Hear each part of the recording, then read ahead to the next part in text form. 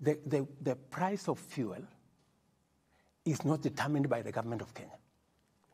It is not determined by any company. It is determined by the producers.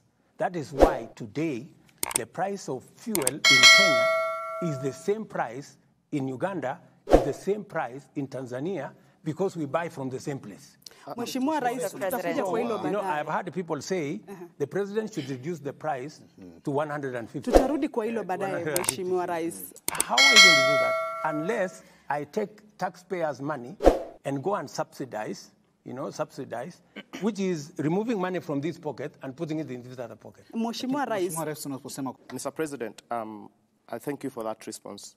And to be brutally honest, just to pick up from where you are sitting, I think Kenyans know that it's actually true that government has a big role to play in terms of the fuel prices. It's not true that government doesn't play, because 40% of the taxes, between 40 to 45% of the fuel price in Kenya is actually government taxes. So government has a big role to play on that. Yo, what's up everybody? This is Elijah Gishoro. Welcome back to my YouTube channel. And in case you're new here, thank you so much for joining me. But if you're a returning subscriber, thank you too. If you're a new subscriber, consider subscribing. Give this video a thumbs up, comment down below, so that we can continue making this video and we can create a big community that can talk about anything and everything. Hold on to that thought a bit, because if you look at the prices of fuel, what has happened is that we're looking at consumption. If I look at the last data, the last 3 months data, consumption of fuel has actually dropped to a 5-year low. And if you look at even KRA, the collection, they missed the target. They were off the ordinary revenue by about 31 billion Kenya shillings. So what is happening is, yes, on this end, you have a plan to collect taxes, but these taxes are not coming through to Kenya Revenue Authority. And on the other end, you are killing the economy, because you have people not moving, consumption, because oil and electricity basically will tell you what is happening in the economy. For your information, your figures are wrong, because if you look at the taxes that have been collected from fuel, they've gone up. That's the correct position. So the other taxes are the ones that they have not met the targets. And why haven't they met the targets? Because I gave them a very high target. Mr. President, because I wanted them to do much more than they are doing. Mr. President, let's just take a look at the data. So don't misrepresent facts. Let's talk about the correct position. The data you have from the Kenya Revenue Authority, because they're the ones who collect the revenue in their report.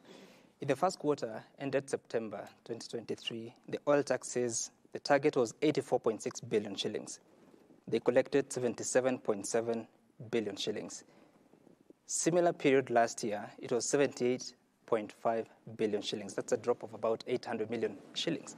So indeed, for quarter one, there has been a reduction. If you're to speak about the volumes, the same quarter, diesel in 2022, quarter one, it was 1.15 metric tons, 1.5 million metric tons. This time round, the same quarter, it is 1.05 metric tons, a reduction of 56,000 metric tons. For petrol, 770,000 for quarter one 2022, quarter one this year, it is 742,000, a reduction of 28,000 metric tons. So there has been a reduction. The difference comes in because the taxes are higher, more expensive than it was last year. That is not the correct position, my friend. Those are figures from KRA. Let me explain to you. Okay. We import fuel for Kenya, but 40% of that fuel goes to Uganda, Rwanda, and sometimes all the way to DRC. With the eastern DRC get fuel from Kenya, right? So when you look at the figures, you must know that there is a component of fuel that is not sold in Kenya, that is sold outside Kenya. We have more companies, we have more infrastructure who are using diesel that now we have connected to electricity. That explains some of the reduction. If you look at... but this is a direct consequence from the Finance Act of 2023.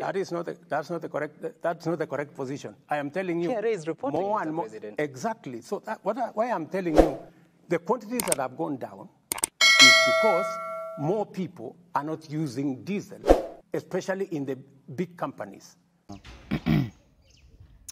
I'm continuing with my series of the president's speech. Not speech per se, but interview that was carried out last night. And one of the key issues that the president addressed yesterday was the price or the cost of fuel in Kenya. And prior to the interview, the president had actually told some congregants that they should not clap for him because of the low fuel prices, that he had even said the prices of fuel will come down, and indeed they came down for the month of December.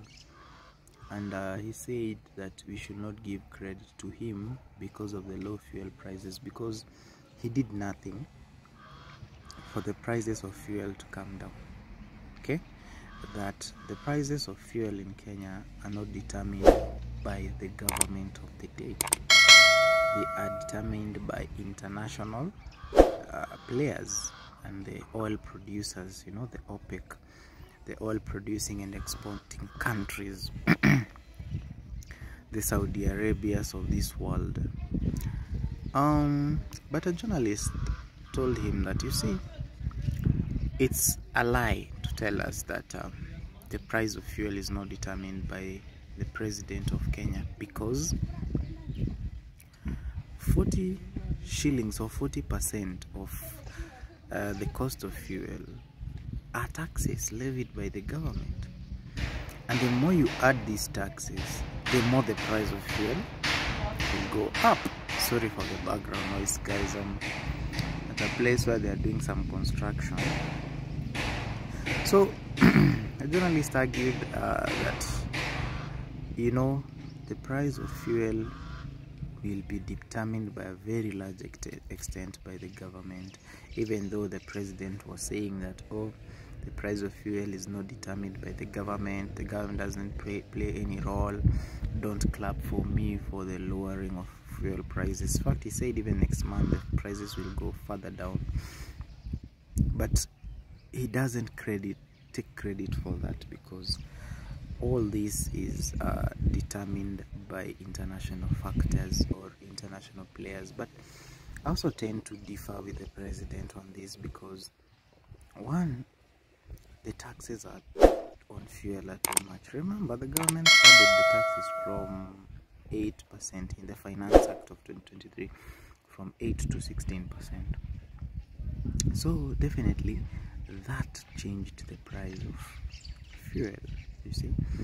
But if it had remained at 8%, the prices will be lower. In his defense, the president said that he cannot lower the fuel prices or remove the taxes, the 16%, so that he can be seen to be doing something. On the other end, Kenya will be strained by debt distress. Kenya will be at the verge of defaulting on its loan obligations to the countries that have lent Kenya some money. And he said that he will be truthful and he will do what he can do, but within the confines of what is sustainable, and not just coming up with fuel levies that are unsustainable and that are just a short-term relief, really. So that was the president's utterances, and he said if you want him to decrease that VAT from 16 to 8%, yet you have to pay teachers, you have to manage the security force, you have to ensure the state is running the core services, the health, water, whatever, education, you know. All these things, they are waiting for the exchequer, the government, to provide, and you cannot. That's why the VAT will still remain to be high. It will still remain to be at 16% for fuel products, because of that. So the other thing is, he was asked, so did you promise what you cannot do? Remember when he was campaigning, the president was very categorical that, in fact, that time when he was campaigning, the fuel prices were skyrocketing under the regime of Uhuru Kenyatta. And he was saying that that administration does not know what they are doing to Kenyans by adding the cost of fuel every single day. You know, every day that passes, they are just adding the cost of fuel. And they really don't know the damage or the harm that they are doing to the people of Kenya. Precisely promising Kenyans to lower the fuel prices. But today, like we have seen, the fuel prices are still high, you know. And so he was asked, did you promise what you could not deliver? And he said no, that if the factors were kept constant, he could have delivered on his promises, because he was saying some of these things, they are externally determined. They are not factors that can just be determined internally or domestically by Kenya. They are factors that need a lot of consideration. Things like the dollar exchange rate is a very great factor. In fact, guys, I think I'll do another video on dollar. But dollar is one of the greatest factors. Sorry for the noise. Dollar is one of the greatest factors that either causes the increase in prices of commodities or not. Kenya imports a lot, and that creates demand for the dollar. And today I was looking, and the dollar was exchanging at 157.55, the highest ever. And the projections are it will continue falling. The shilling will continue falling against the dollar. And for instance, fuel prices, they are sold by dollars, you know, per barrel. Like I saw, I think last month, I don't know if it was $70 a barrel.